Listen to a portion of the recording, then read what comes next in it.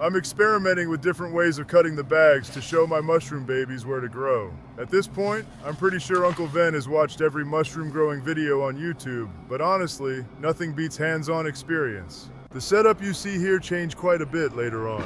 I moved the humidifier outside the tent and tilted the inline system because water kept building up in the ducting.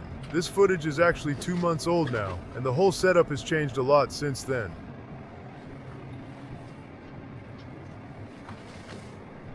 These oyster mushrooms are literally doubling in size every 24 hours. It's amazing to watch. Remember that chair we brought in on day one? It took me a while to put it together. These oyster mushrooms were pretty stressed after spending 3 weeks in my fridge, but they still turned out really delicious.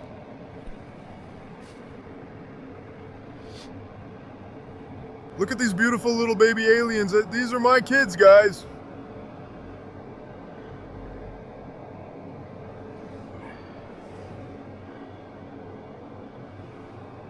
I'm still tweaking the settings, which is why the mushrooms are a bit low on humidity. I got the Spider Farmer GGS system and hooked up my humidifier, light, fan, heater, and inline fan into one app-controlled setup. It lets me dial everything in exactly how I want, and I'm still adjusting it to this day. You can find links to the gear I use in the video description.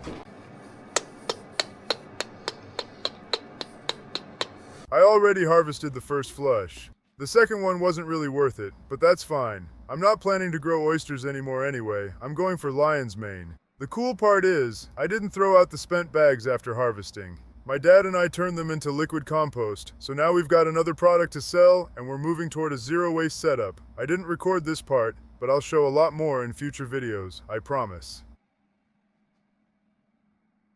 The jars finally arrived, but I realized they don't fit my special lids. I guess I'll have to modify the lids myself and order some mason jars for those caps. I picked up lion's mane powder from a competitor as well. It's exactly the direction I want my business to go, so I had to get it.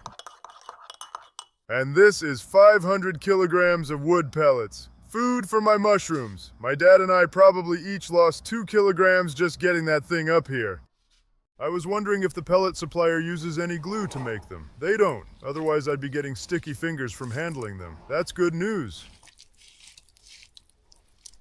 Before Uncle Ven can become a mushroom grower, he apparently has to become an engineer first. Luckily, I've got Uncle Tony helping me set up the GGS system.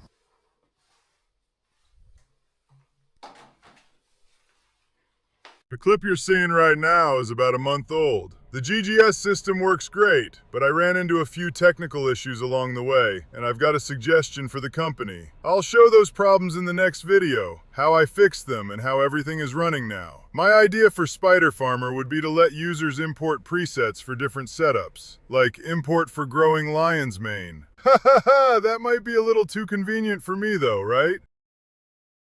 If you enjoyed the video, hit that like button, or I'll send my cordyceps after you to turn you into zombies. See you in the next video!